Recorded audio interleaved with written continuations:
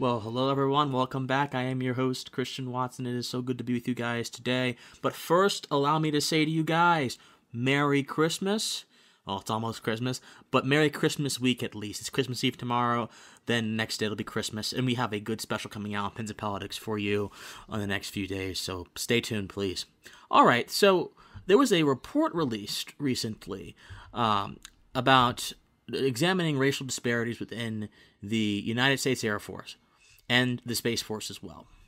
And it was released by the Air Force Inspector General on Monday, and the report essentially concluded that black members of the Air Force, black servicemen, believe that they are treated differently than their white peers. They believe as if in terms of opportunities and punishments and discipline, all that kind of stuff, they are treated differently than their white peers. There is an enormous sense that there is a inherent sort of impropriety, imbalance within the judicial tribunals and boards that govern conduct and govern other aspects of the Air Force amongst black members. The report found that enlisted black service members are 72% more likely to face disciplinary action than their white counterparts, and 57% more likely to be tried in military court, the report found. And it also concluded that young black enlisted members were also found to be twice as likely as their white peers to be involuntarily discharged over misconduct and 1.64 times as likely to be investigated for criminal offenses. They also believe there were disparities in promotions. And of course, a huge part of this survey, this study was a survey where they surveyed thousands upon thousands, 124,000 African-American Air Force personnel.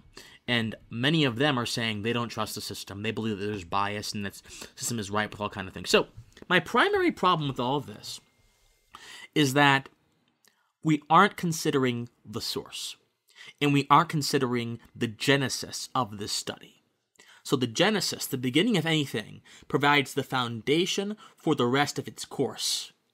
If I have a ship and I build it with strong wood and I have a strong, firm foundation, that ship can weather anything.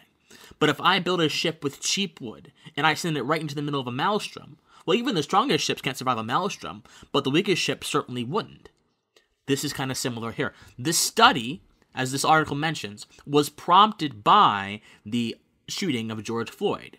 So in a time of heightened racial tension, in a time where many people believe there is racial injustice in America, in a time where these mindsets are infecting and pervading all of our thoughts, they decided to be a phenomenal idea to go ahead and survey African Americans about these mindsets amid the racial tumult and turmoil of the summer.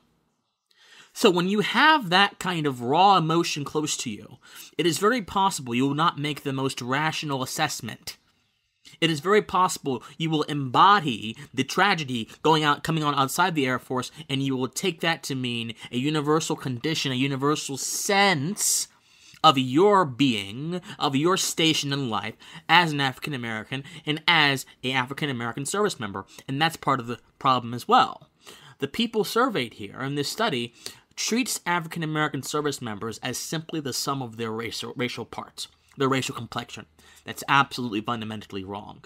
But when you treat yourself as that, when you embody that mindset within yourself, you are washing away your ability to think outside of that paradigm. So not only do you have racial tumult and chaos making you think in a wrong way, you have a overinflated sense of identity, a sort of a zeal towards your identity making you think in an equally wrong way. So you have reduced your thought process. You guys aren't hearing me right now. You have reduced your thought processes to a single quality or a set of qualities under a single umbrella, and you are proceeding forth to report about things within that paradigm. And this leads me to my third issue with this.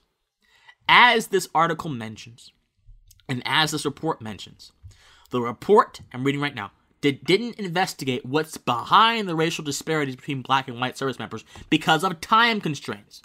Wait, so you're going to conceive of a study in the middle of racial turmoil, where our thinking and our thought patterns are infected by the lie of race and the lie of identity, and then you're going to not do your due diligence to see where these disparities are coming from, So you can present this to us and simply engage in confirmation bias in the minds of so many people who are infected with the radicalism of race and who think there are disparities. So you're basically stoking false mindsets by not proceeding forth with the truth. If time constraints or an issue, you should have asked for an extension to more thoroughly investigate these disparities.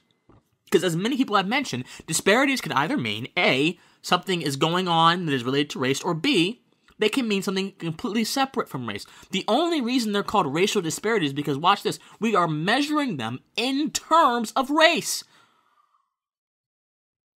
If we measured these disparities with a different quality, they would no longer be racial disparities. But we have overemphasized the lie of race in our society that sociologists will proceed forth with their foul mechanisms to measure these interactions underneath the quality, the term, the label of race, and then proceed to act as if that is the fundamental cause of the disparities. But if you measure it in a different way, you may have a different quality which is seen. Do you see what's going on here, people? It's just freaking dishonesty. It's philosophical corruption at its root, and it has to be called out. It has to be rooted out. It has to be driven out by the truth, lest we settle for a mediocre understanding of these concepts. Concepts are important. Principles are important, and you cannot fully and holistically explore something as complex as race without doing your due diligence. And so even though they haven't even understood where these disparities are originating from, the implied assumption is that it's race. It may not be. I don't think it is. The Inspector General has already started examining the question and would develop plans to address racial disparities. But again, you're putting the quality of race in that statement, racial disparities, as the highest quality, as the pseudo cause of this, and you are proceeding from that mechanism. But if that's not the cause, and you should probably figure out that's the cause before you go out and do something foolish like this, then you're missing the point. You're not fixing the issue, you're addressing a non-issue, one you constructed. So my friends, be very skeptical of this kind of stuff. We have to be pensive about this kind of stuff. We cannot allow our emotions and our preconceptions to get in the way of the truth. Because the lie of the truth allows justice to reign. It allows us to get a clear idea of these situations, as opposed to one mired in political or orthodoxy and in rhetorical manipulation. Think on it. As always, my friends, I love you. Merry Christmas, and please stay pensive.